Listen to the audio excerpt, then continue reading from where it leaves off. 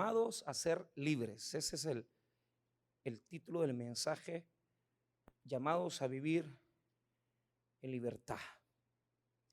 Muy bien. Este texto lucano es un texto que tiene diferentes connotaciones. Es una estructura bien construida que algunos exegetas o estudiosos de la Biblia han dicho que por lo menos tendrá por lo menos dos redacciones, es decir, una es la del milagro y la segunda es una disputa, una confrontación que se dio de parte de Jesús con el jefe de la sinagoga. Esa discusión comienza en el verso 15 y termina en el 16. Ahora, ¿cómo podríamos dividirlo? Es decir, el verso 10 y 11 nos hablan de la acción y la situación de Jesús con la mujer, es decir, las circunstancias en las que estaba viviendo esta mujer enferma, padecía una condición de salud y espiritual también. El verso número 12 y verso número 13, ahí en esos dos versos, divididos por etapas, está como tal el milagro de Jesús. 12 y 13, ese es el milagro de Jesús. El verso 14 son las palabras del principal de la sinagoga. Es como el sinagogo le responde a Jesús por la acción milagrosa que ha hecho. El versículo 15 y 16 es la respuesta de Jesús a la acusación, al conflicto de el jefe de la sinagoga. Y el 17 nos habla acerca de la división que provocó este milagro, esta sanidad. Ahora, la libertad en la que Cristo quiere hacernos vivir es una libertad espiritual, pero no debe de ser interpretada como mucha gente habla. Es decir, piensan que la libertad espiritual implica el solamente recibir a Cristo en el corazón. Ahí empieza la libertad del cristiano, pero la libertad se desarrolla. Es decir, la libertad es un desarrollo que nos termina transformando alrededor de toda la vida. Yo contaba en la mañana que recibir a Cristo a mis 17 años es algo que yo agradezco a Dios. Pero imagínese bregar con el hecho de que en 1996 acepté a Cristo. Entonces alguien, ayer en las preguntas que me hacían los estudiantes en el aula, alguien me decía, pastor, esa santidad progresiva que tiene el creyente, yo eso no lo creo mucho, porque es como la teología quiere describir que el cristiano tiene que ir siendo más santo toda su vida. Entonces nos han enseñado que si recibimos a Cristo es una santidad inicial, después hay una santidad progresiva que crece y una santidad final que es cuando uno se muere. O sea que uno termina siendo bien santo hasta que se muere, ¿va? Ahí es la santidad final, dice. Total. Entonces yo discúlpenme, pero en ese principio doctrinal yo eso lo desato de mí. ¿Por qué razón? Porque Cristo nos santifica y lo que debe de cambiar en el hombre es su condición de desarrollar su libertad.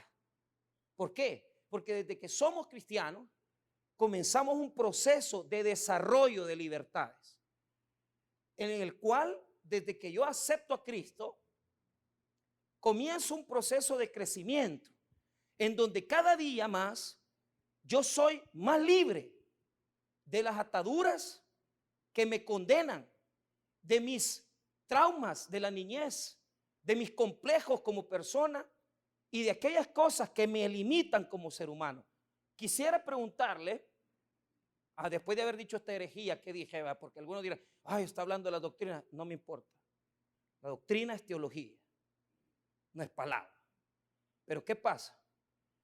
Este desafío que yo me he puesto de darle a la congregación palabra de libertad es un desafío que lo hago a través de la escritura, no lo hago a través de la teología, porque la teología llena la cabeza, pero vacía el corazón.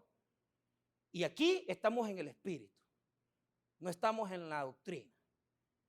Yo aprendí doctrina, los libros de doctrina, conozco teología y eso no me ha cambiado.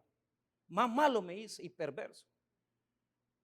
Pero lo que me ha traído paz a mi vida es conocer más de Jesucristo. Eso me ha traído más libertad. ¿Y cómo conocí más a Jesús? En el Evangelio, en la palabra. Ahí he sido más libre. Por lo tanto, la pregunta que yo hago es en esta tarde, primero, ¿qué cosas te limitan como persona? ¿Qué cosas te limitan como persona? ¿Será tus complejos? ¿Será que eres una persona que pasó por situaciones de abandono en tu niñez? Situaciones que confrontaste y que te han hecho infeliz toda tu vida. Hay personas que bregan con sus condiciones de depresiones, de situaciones que tienen que estar tomando pastillas para poder sostenerse porque sin pastillas no pueden sobrevivir, y eso yo no lo condeno. Pero la pregunta que yo hago, ¿qué lo llevó a eso? ¿Qué lo llevó a tener que ir al psiquiatra y decirle, tenés que tomar pastillas para dormir, tenés que tomar pastillas para no oír voces, tenés que tomar pastillas para borrar de ti el deseo del suicidio? Y nos enfrentamos a un mundo donde hay abusos sexuales, donde hay una cantidad de situaciones que las personas tienen como limitantes. Una de las cosas que personalmente limitan a los hombres, por ejemplo, es el machismo. El pensamiento de pensar que el hombre entre más mujeres tiene, más hombre es. Y entre más las humilla, también es más hombre. Una cosa que arruina a los seres humanos son estos tipos de condiciones. Entonces, la pregunta es, ¿por dónde está la limitante humana? La limitante del ser humano está aquí, en su mente, en su corazón.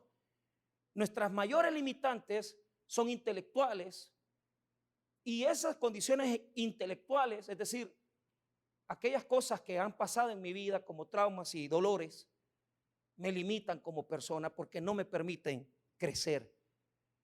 Y les voy a hablar de cosas que las tradiciones hacen. Familias completas donde se mantienen tradiciones y se cambian tradiciones, pero todo en favor de hacer más daño y dolor. Entonces, yo quiero decirles de que hay cosas que usted tiene que identificar, cosas que lo atan, cosas que lo limitan. En alguna ocasión, yo me puse a pensar en mi vida, y una de las cosas que a mí me limitaron es la mentira, porque yo aprendí a mentir desde muy pequeño.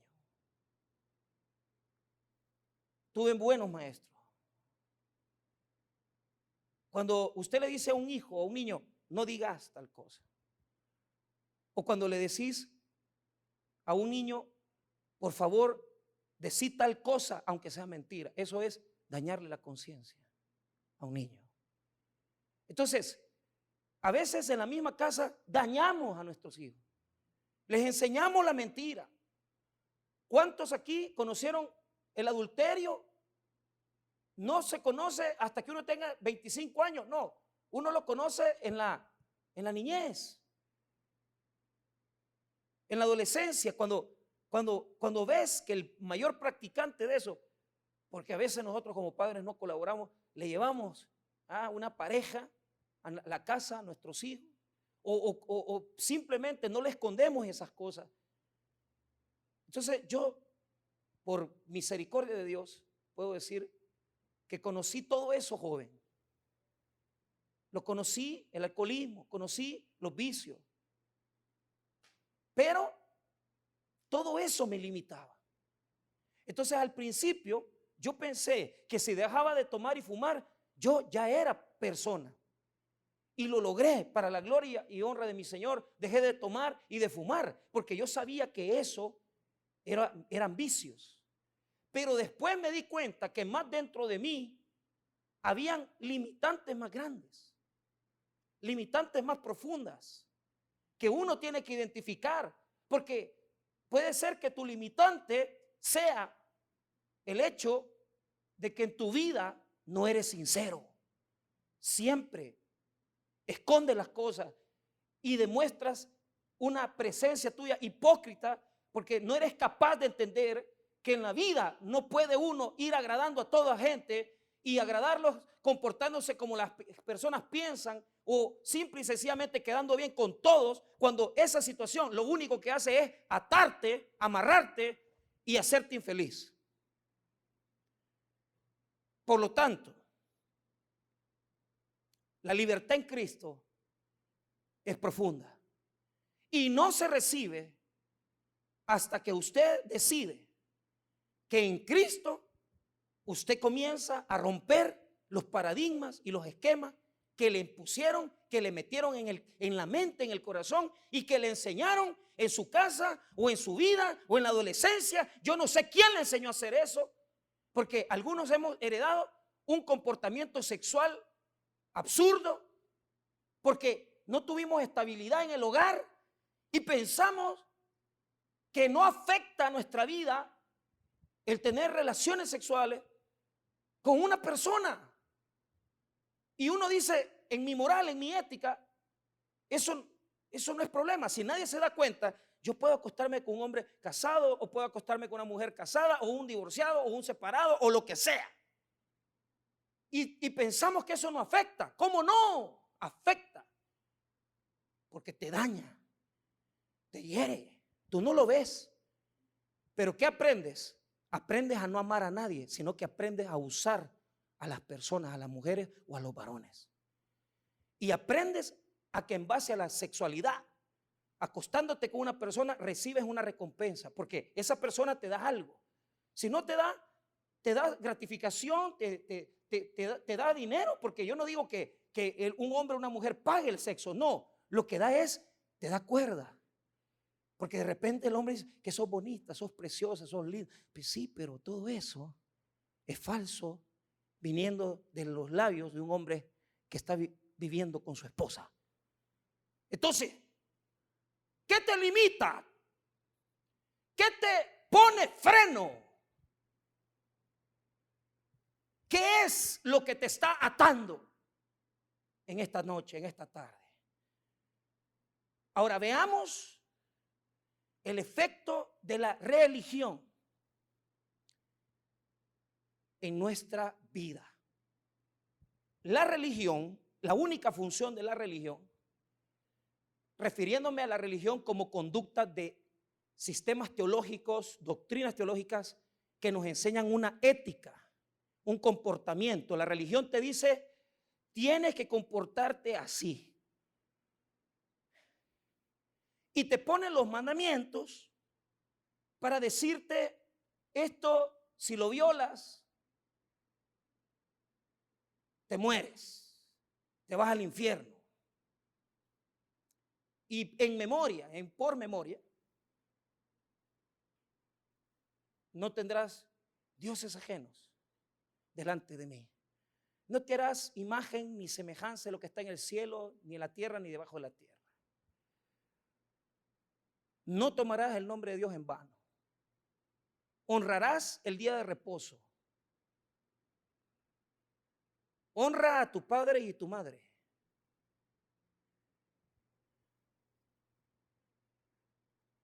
No matarás.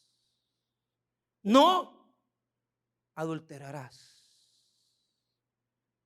No codiciarás la mujer, el hombre, el asno de tu vecino. Pregunto, en estos 8 preceptos que he mencionado, ¿cuántos ya violaste hoy o ayer? Porque la religión no sirve para transformar. La religión restringe. La religión limita. Y te impone un comportamiento y la persona piensa que porque se está comportando bien, piensa que ya aprobó su salvación. Portarse bien no es ser salvo. No cumplir los 10 mandamientos no quiere decir que eres salvo. Y entonces, pastor, la salvación llega al hombre no por cumplimiento ético, no porque usted se comporte como un robot, no porque usted sus traumas los tape con la religión. La libertad viene y la salvación viene cuando el hombre se arrepiente de sus pecados y ve a Jesucristo como su salvador personal. Los mandamientos quedan guindando como solamente un espejo, pero no tienen valor para salvarme, porque la ley no te saca del hoyo. Diga conmigo, la ley no te saca del hoyo. Use cualquiera de los 10 mandamientos para salir de su adicción, no lo va a sacar, sino que la ley te condena más. Y esa es la función de la ley. El problema es que la religión le vende a la gente: tiene que cumplir los 10 mandamientos. Mentira.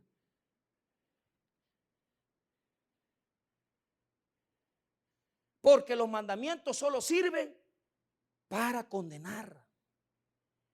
Cuando yo soy adúltero y veo la ley y me siento y me condena y me señala, me hunde más. La ley está diseñada para hundirnos. No se puede sacar a un adúltero con la ley de Dios. No se puede sacar a un adicto de su vicio, de la cerveza, de las adicciones como la droga, la mentira, la pornografía. No se puede sacar al hombre con la ley. Y entonces, ¿para qué Dios nos dio la ley? La ley Dios te la dio para que vieras el monstruo que tú eres y yo soy. La ley nos pone un espejo y nos hace vernos tal y como somos, como pecadores, deformes, incompatibles con la santidad de Dios. Pero gracias a la misericordia de Dios, cuando te ves en el espejo y te das cuenta que eres un miserable pecador, inmediatamente te das cuenta que la ley no te salva, y en ese momento te vas a la gracia de Cristo y Cristo te saca del hoyo y te libera y te hace persona. Usted tiene que decirle a Dios: transfórmame en un ser humano, porque no lo soy. ¿Y qué soy? Depende qué tan inhumano usted sea. Depende cuántos matrimonios hayas destruido. Depende cuántas trampas haces y estafas para sobrevivir y haciendo cristiano. Porque eso no lo haces solamente porque eres pecador, lo haces porque no has aprendido a ser persona. Porque un ser humano no se comporta como un ladrón. Un ser humano no deja tirado a sus hijos. Un ser humano no le da la espalda a la gente, echándola de su vida en un divorcio y después hacer vida con cualquier otra. Eso no lo hace un ser humano.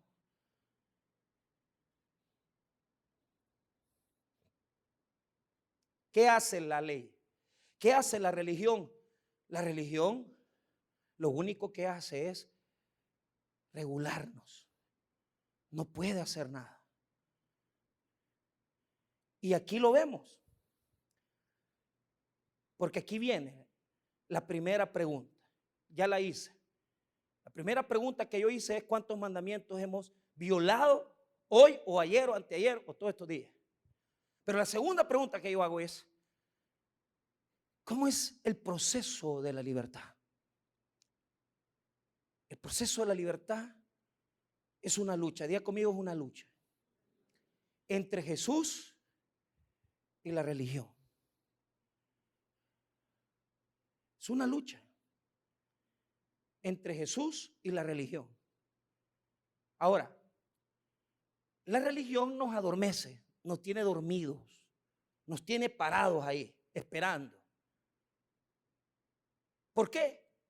Porque a la religión le gusta que usted sepa lo que le conviene saber. Los pastores y los sacerdotes engañamos a mucha gente, porque en la medida que les decimos están condenados, no pueden tener esto, lo otro, y les decimos tienen que ir a las procesiones y tienen que hacerse cargo de esto y lo otro, la gente espera ahí, ¿verdad? Que tal vez Dios me acepta, tal vez Dios me recibe, ¿verdad?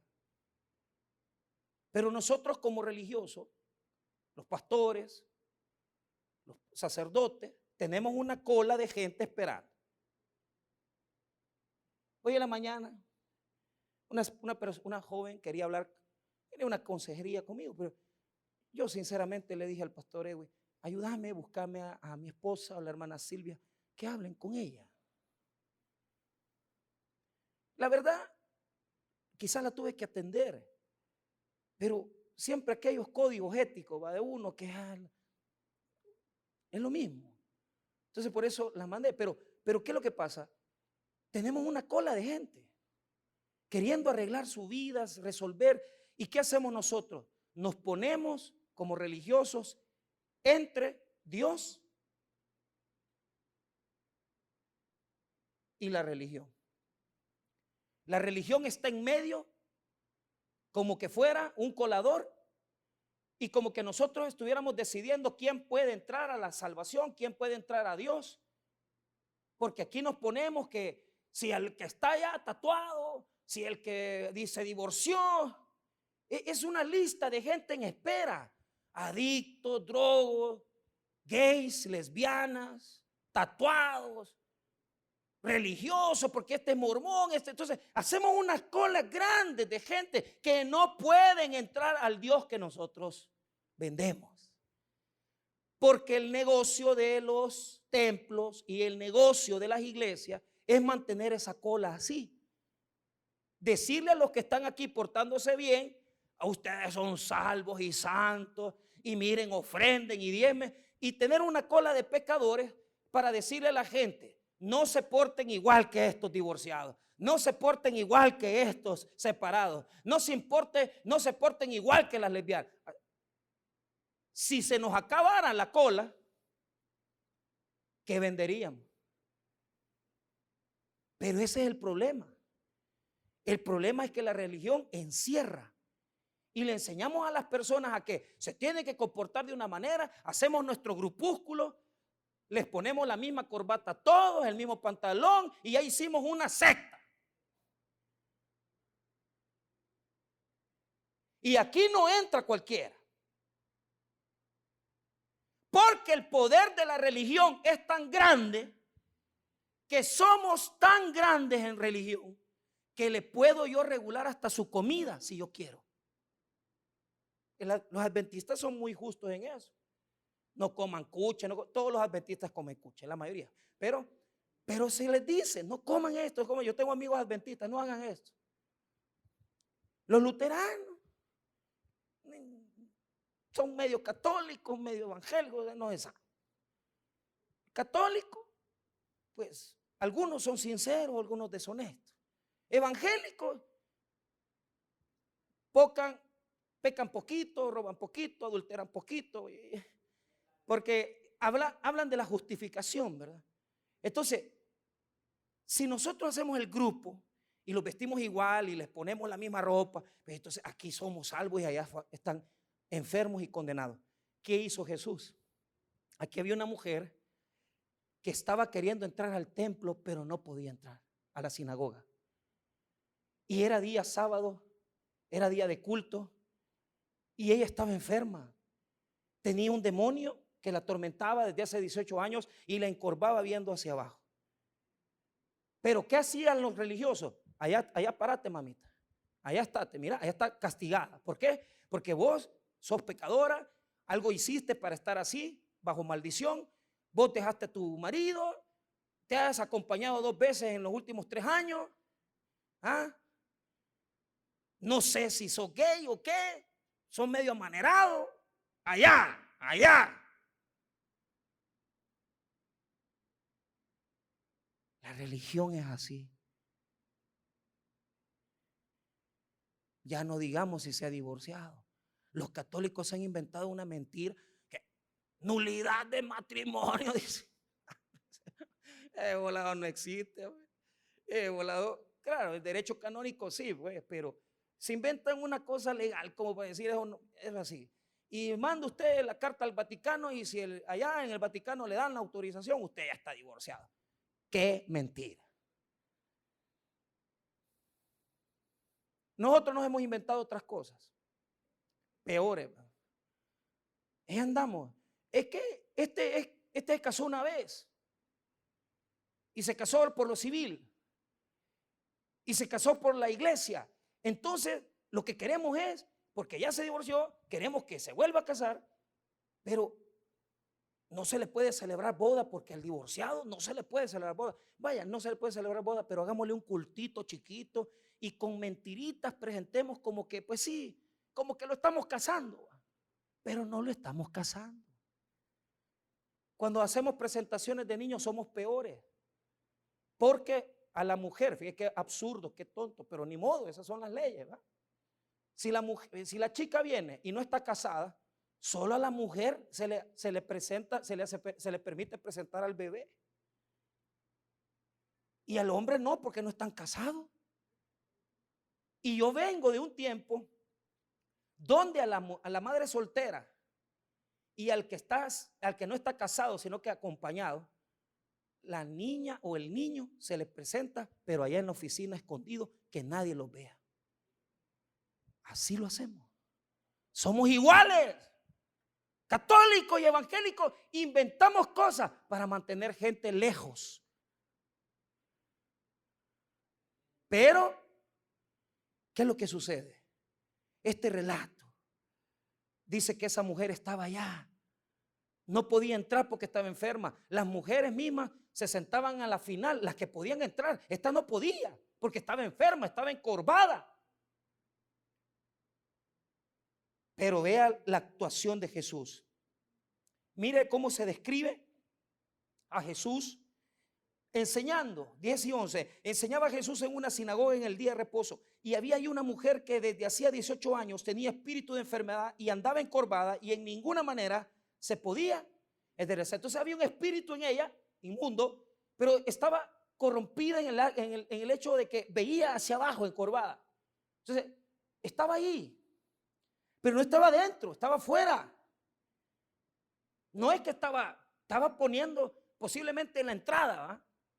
Porque no se le permitía entrar porque estaba enferma. Si hubiera estado sana, se le deja entrar, pero hasta atrás se le sienta, porque la mujer no puede entender la enseñanza, según ellos. Así eran de religiosos. Entonces el trabajo de la religión es poner a la gente en cola para que con sus vidas destruidas no entren. Y al que me cae bien, le pongo una curita y va, sentate, pero con desconfianza allá. Pero mire lo que hace Jesús, mi Señor, para demostrar algo antiguo en la palabra. En el 12 y 13 que está relatado el milagro, cuando Jesús la vio. ¿Quién la vio? La vio la misericordia de Dios. Mi Señor. Aquel que se separó, se divorció, pero está arrepentido de lo que hizo. Al gay, pero que está luchando con su condición y sabe perfectamente que solo hay 2 sexos, pueden haber muchos géneros, pero solo 2 sexos. Pero dice, me siento mal, quiero salir, no quiero más, me siento sucio. Lo vio. Porque al final está encorvada Porque la religión y el diablo funcionan juntos, amarrados.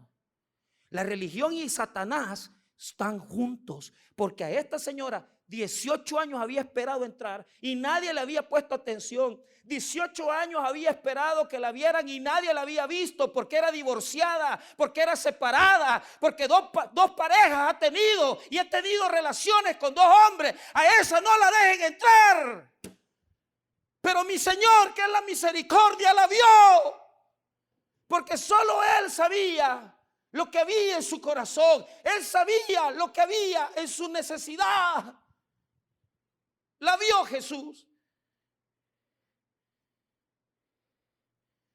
Y el pastor y el sacerdote dando la homilía, y el pastor el gran sermón que se había preparado de las 3 doctrinas primero la de la satanología, después estaba predicando la salvación, y por tercera doctrina que le estaba enseñando a la iglesia, le estaba enseñando amarteología, el pecado. Y en lo que estaba predicando el cura y el pastor predicando su gran sermón, el único que le salió bien de todo el año, Jesús vino, se metió a la iglesia y no fue donde están los santurrones, no fue donde se ponen hasta aquí la falda, no fue donde están las tapadas, no fue donde están los casaditos que viven bien casados con su mujer, pero ven pornografía. Allí no fue Jesús. Fue donde estaba la aborrecida, fue donde estaba la impía, fue donde estaba la sucia. La vio.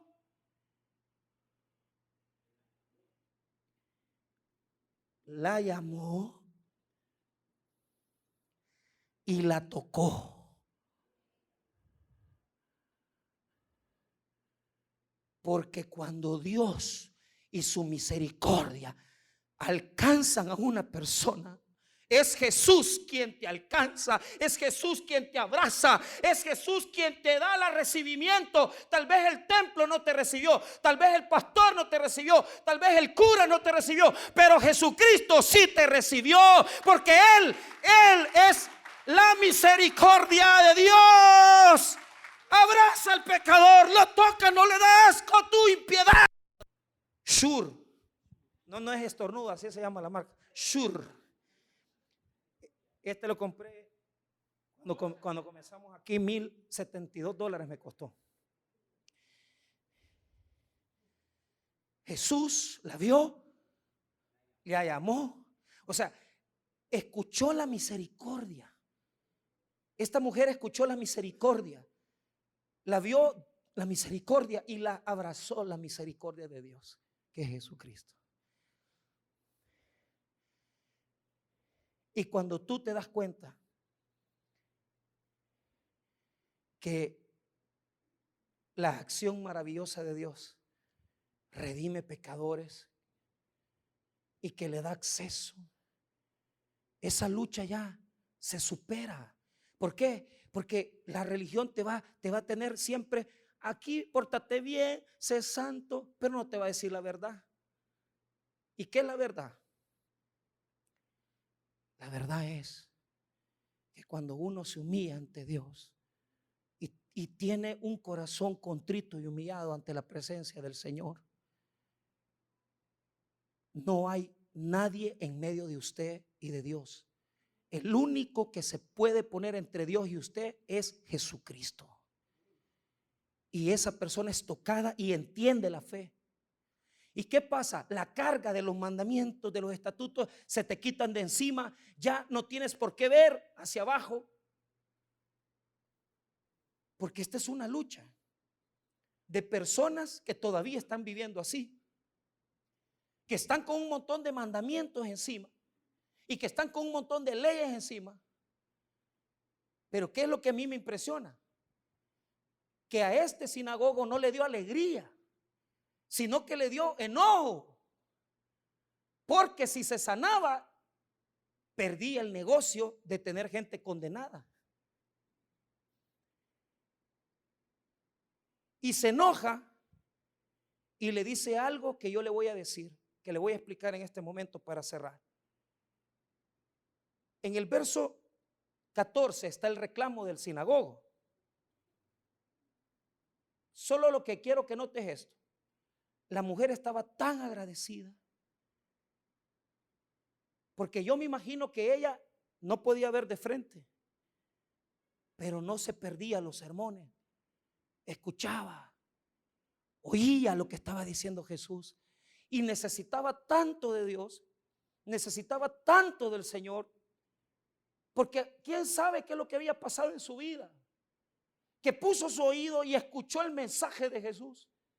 Y Jesús sabía que estaba ahí y fue el único que la vio, porque la religión no ve a esta gente, sino que lo que hace la religión es que la rechaza, la saca. Vete de aquí, tú no puedes estar.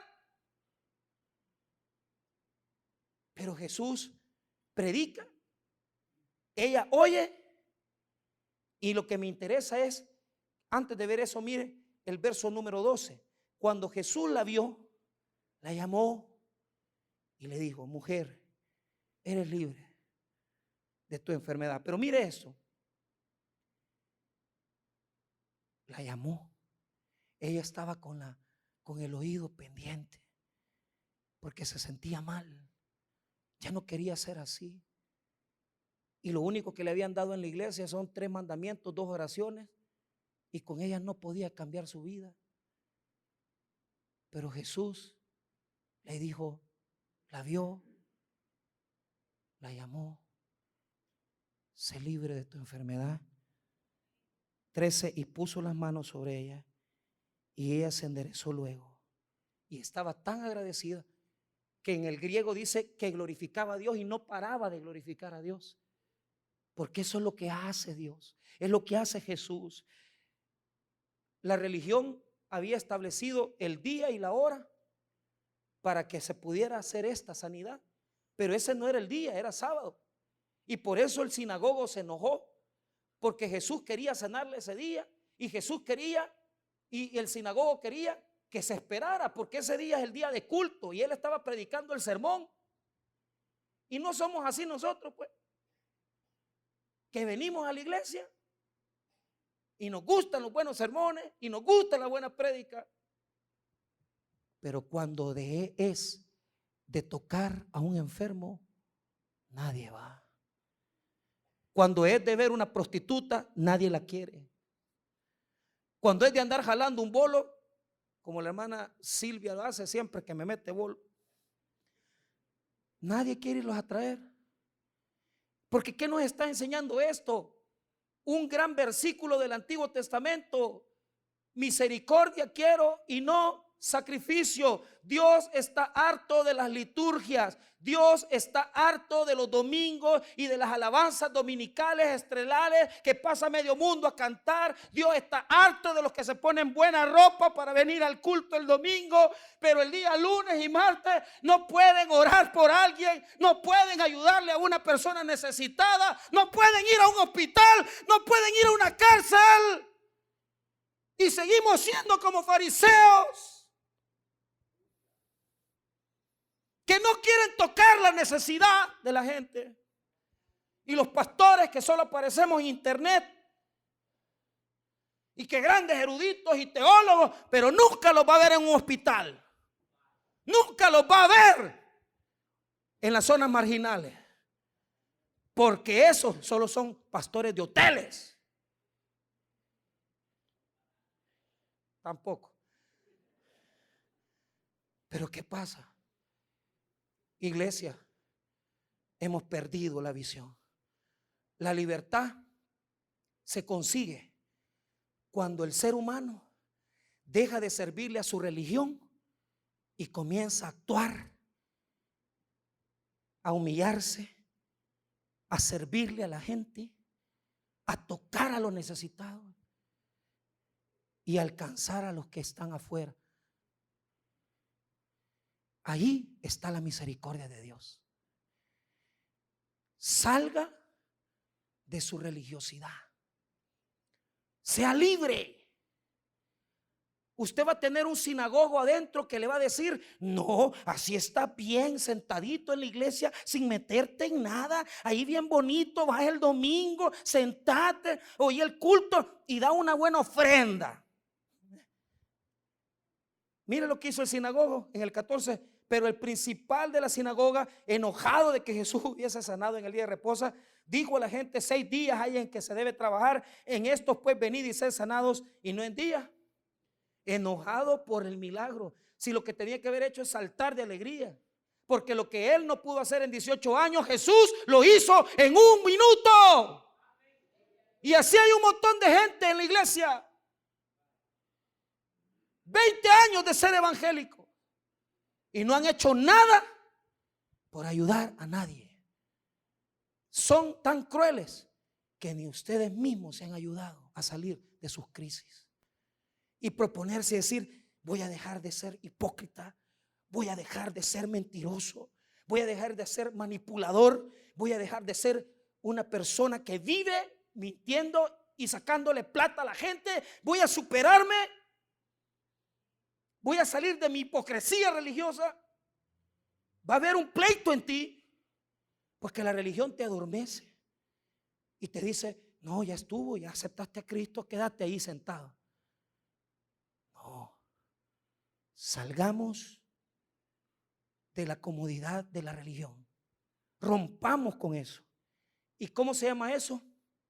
Rompa los moldes, rompa el molde del domingo, ya, salga, muévase, actúe.